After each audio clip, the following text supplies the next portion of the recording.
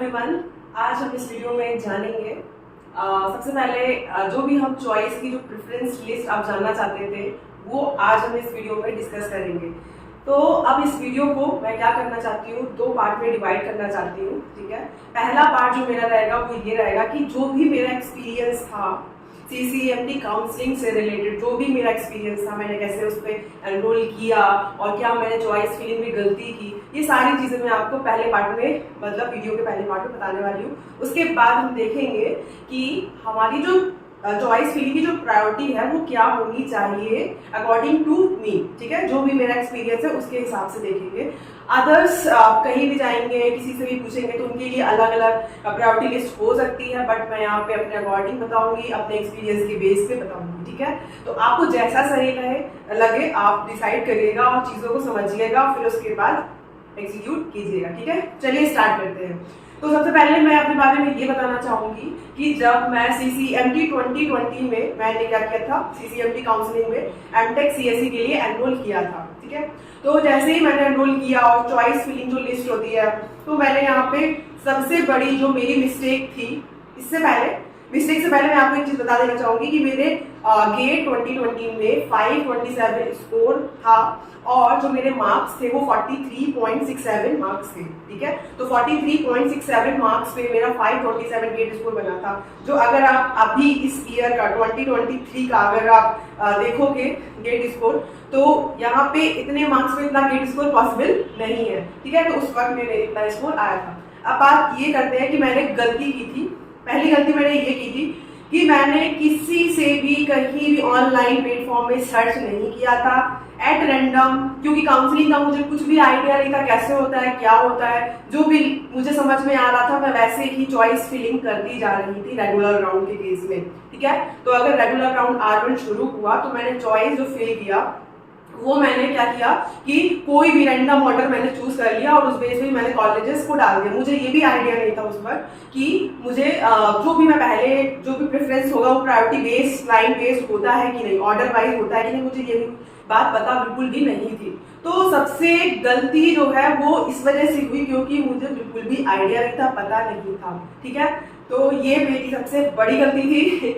और इस वजह से क्या हुआ कि मैंने पहले जो प्रेफरेंस लिस्ट होता है ना, तो वहां पे मैंने क्या किए कि कुछ भी, मतलब कि पहले अच्छा है NIT त्रिची है, ठीक है, उसके बाद फिर मैंने क्या किया कि बीच में कहीं भी मैंने NIT उत्तराखंड डाल दिया, कहीं भी कुछ भी मिडिल NIT डाल दिया, उसके बाद नीचे फिर सबसे नीचे आके मैं टॉप वाली NIT डाल रही हूँ। ठीक है, तो ये मेरी पहली गलती थी और ये जो गलती है वो मैं चाहती हूँ कि आप बिल्कुल भी ना करें।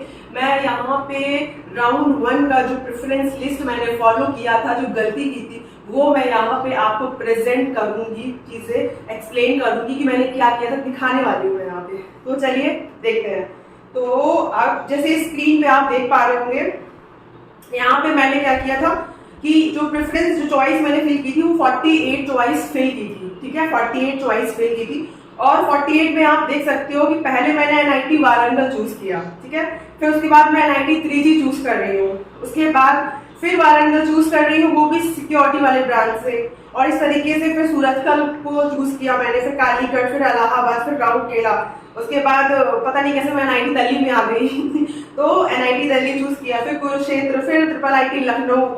मतलब कुछ भी मैंने रैंडम ऑर्डर में किया। ये बिल्कुल भी सही ऑर्डर नहीं है, आप प्लीज इस लिस्ट को फॉलो बिल्कुल मत करना, ये गलत है एक तरीके से, मैं आपको अपनी गलती बता रही हूँ। उसके बाद हम यहाँ पे देखते हैं, ठीक है, NIT सूरत, आप यहाँ पे देख पा रहे हो कि लखनऊ के बाद फिर मैंने NIT जयपुर मेंशन किया, जयपुर के बाद फिर नागपुर, और नागपुर के बाद सूरत, सूरत के बाद मैं यहाँ पे मेंशन कर रही हूँ NIT उत्तराखंड, और NIT उत्तराखंड के बाद फिर मैं लिख रही हूँ NIT जालंधर। ठीक है, तो इस तरीके से जो मेरे फर्स्ट राउंड रेगुलर राउंड है उसमें क्या होता है कि पहले आप चॉइस फिल कर सकते हो राउंड 1 राउंड में, और राउंड 2 और राउंड 3 में आप चॉइस फिल करने का तो आपको ऑप्शन नहीं मिलता है। तो उस वक्त ये हुआ था मेरे साथ। तो ये तीनों राउंड में चला था और मुझे ऐसा नहीं, राउंड 2 में मुझे NIT उत्तराखंड मिला था। ठीक है। राउंड रेगुलर राउंड 2 में मुझे एनआईटी उत्तराखंड मिला था। और आप देख सकते हो कि मैं एनआईटी उत्तराखंड जो है उसके नीचे भी मैंने बहुत सारे ऐसे कॉलेज मैंने डाल रखे हैं ऑर्डर में। आप देख सकते हो यहाँ पे एनआईटी उत्तराखंड के बाद जालंधर, भोपाल, इलाहाबाद, दुर्गापुर, हमीरपुर, पटना, रायपुर, हमीरपुर, जमशेदपुर, ये सारे मेरे ब्रांचेस भी मैंने अलग अलग प्रायोरिटी कर रखी है सारे इंस्टीट्यूट की। तो ये मेरी सबसे मतलब काउंसलिंग में मुझे कुछ भी पता नहीं था, और इवन मुझे ऐसा लगता है कि अगर आप लोगों को भी पता नहीं होगा तो आप लोग भी ये सब गलतियां करोगे, ठीक है।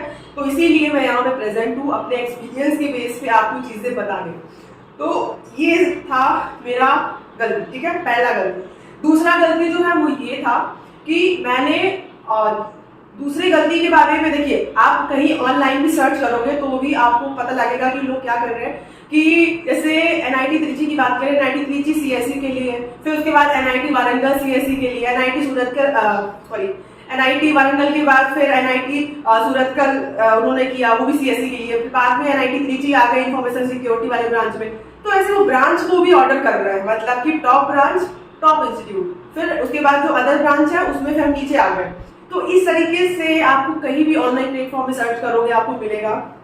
लेकिन मैं यहाँ पे अपने एक्सपीरियंस वाइज शेयर कर रही हूँ, जहां तक मुझे पता है, जहां तक मैंने एक्सपीरियंस किया है कि अगर किसी इंस्टीट्यूट में सीएससी डिपार्टमेंट में डिफरेंट, मान लीजिए 2 तरीके की या 3 तरीके की या 4 तरीके की जो ब्रांचेस हैं, उसमें प्लेसमेंट का कोई असर नहीं पड़ता, ठीक है, उसमें प्लेसमेंट का कोई असर नहीं पड़ता।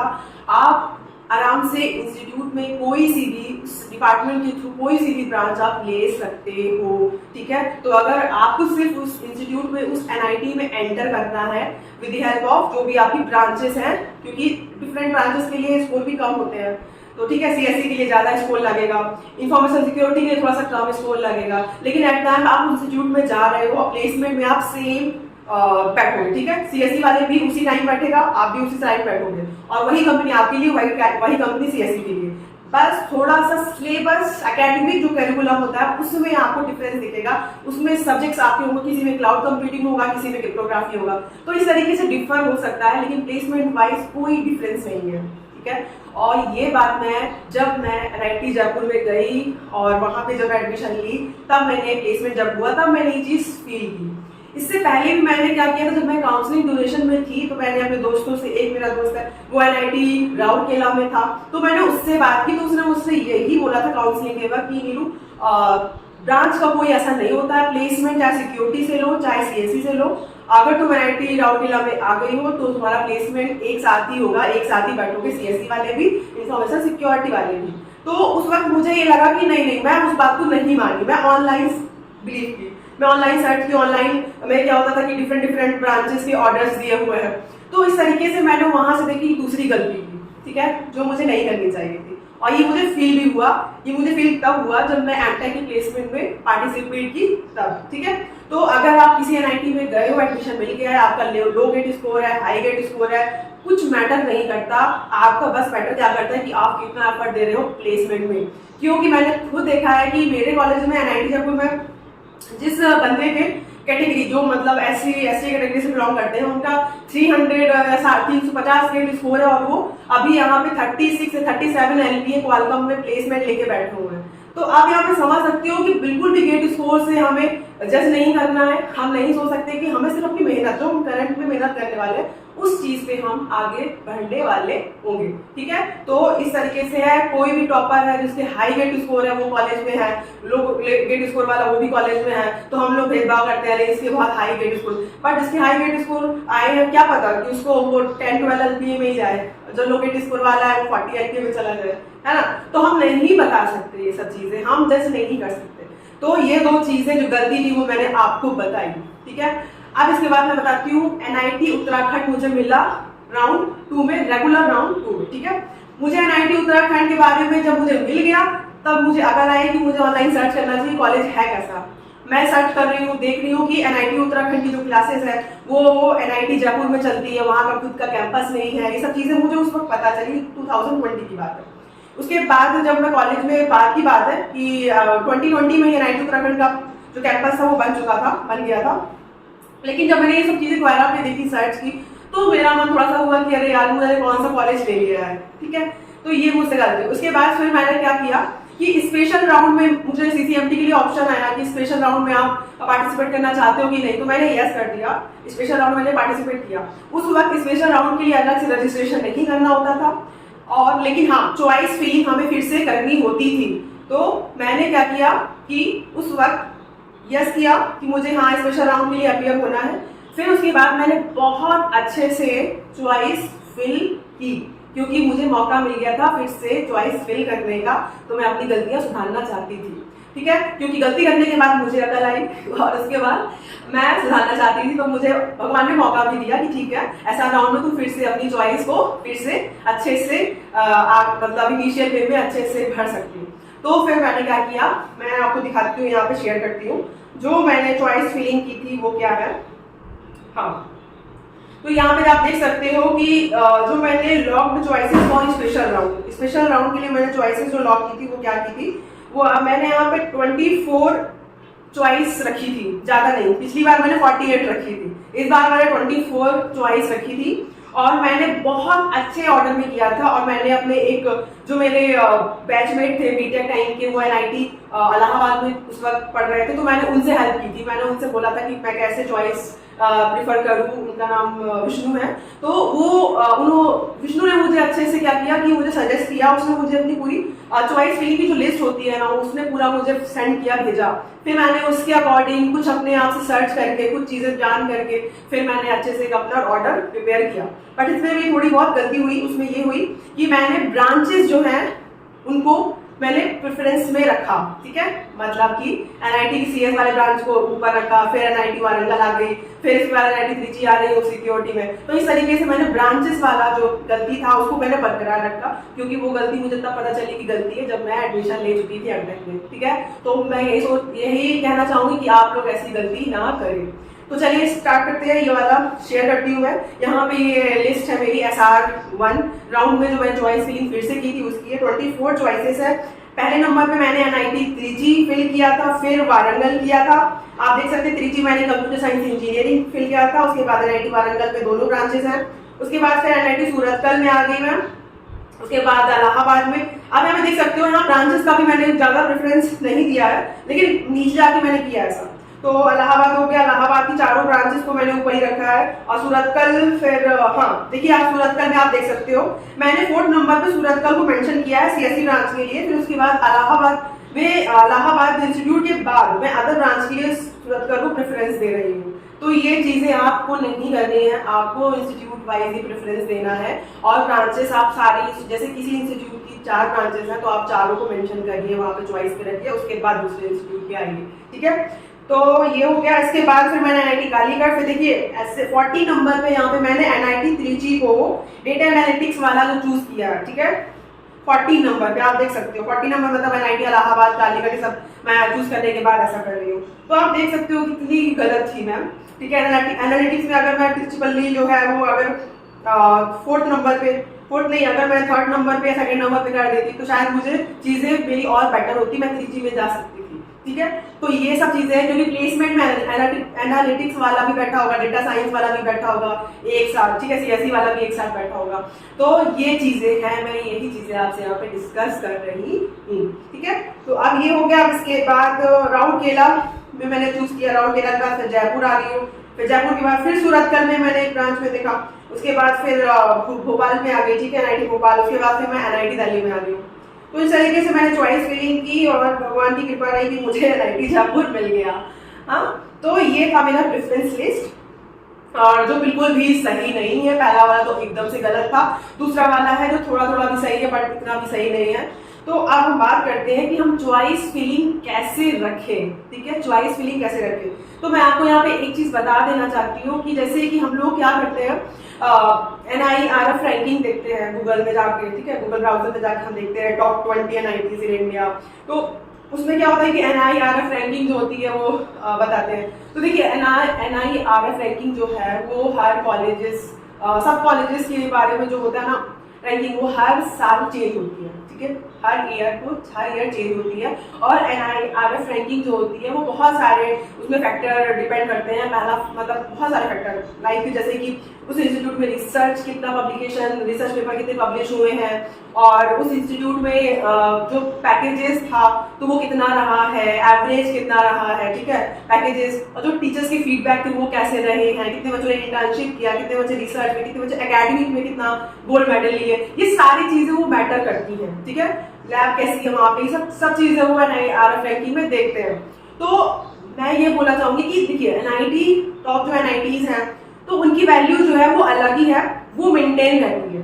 वो NIRF रैंकिंग भले वो देते हो, लेकिन मेरे हिसाब से अकॉर्डिंग टू मी, क्योंकि यार इंस्टीट्यूट है वो अपनी वैल्यू को मेंटेन रखेगा, ठीक है। तो ये सब चीजें हैं। तो मैं यहाँ पे जो भी मैं प्रेफरेंस लिस्ट यहाँ पे तैयार करने वाली हूँ वो मैं अपने अकॉर्डिंग तैयार कर रही हूँ।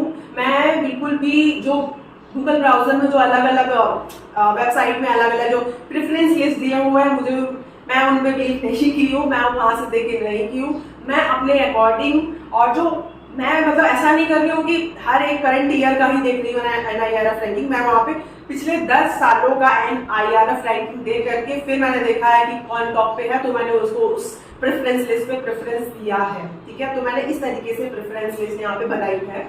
हो सकता है कि आपको ये प्रेफरेंस लिस्ट पसंद ना आए, या फिर आपको ये प्रेफरेंस लिस्ट जो है गलत लगे, आपको अच्छी ना लगे, आपको सही ना लगे, तो प्लीज आप बहुत अच्छे से, वो आपकी चॉइस है कि आप इसको प्रेफरेंस लिस्ट है जो आप उसको सही मानते हो या नहीं मानते हो, लेकिन मैंने अपने एक्सपीरियंस के हिसाब से चीजें यहाँ पे डिस्कस की है। तो अगर आपका मन है तो आप मान सकते हो, और अगर आपका मन नहीं है तो आप नहीं भी मान सकते हैं, ठीक है। तो यहाँ पे मैं बिल्कुल ये सब चीजें शेयर करने वाली हूँ।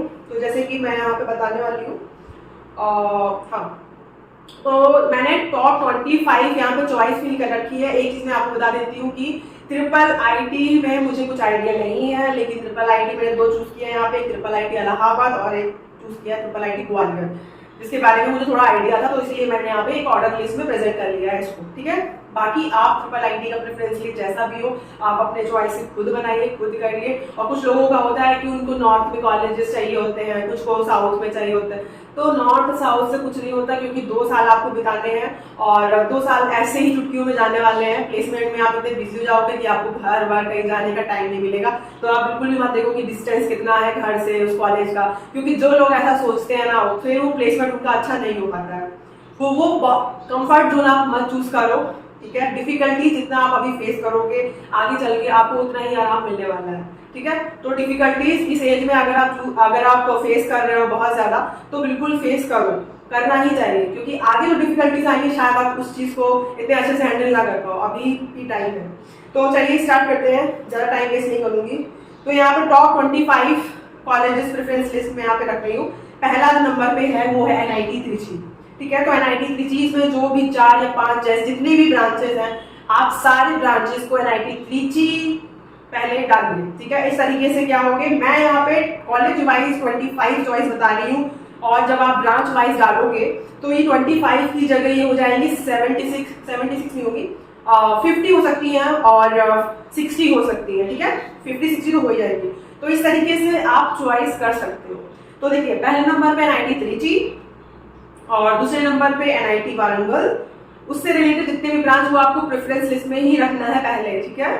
तो ये चीज है। अब इसके बाद थर्ड नंबर पे मैंने रखा है NIT सूरतकल, और 4th नंबर पे NIT कालीकट, और 5th नंबर पे मैंने रखा है NIT राउरकेला को, और 6th नंबर पे है IIT इलाहाबाद, ठीक है। क्योंकि IIT इलाहाबाद राउरकेला के पहले मैंने इसलिए रखा है क्योंकि IIT इलाहाबाद में प्लेसमेंट बहुत अच्छा है, फीस हाई है, और मैं जितने भी NITs की जो फी स्ट्रक्चर है और IIT की जो फी स्ट्रक्चर है वो सब मैं आपको नेक्स्ट वीडियो में, आने वाले वीडियोस में मैं डिस्कस करूंगी, ठीक है।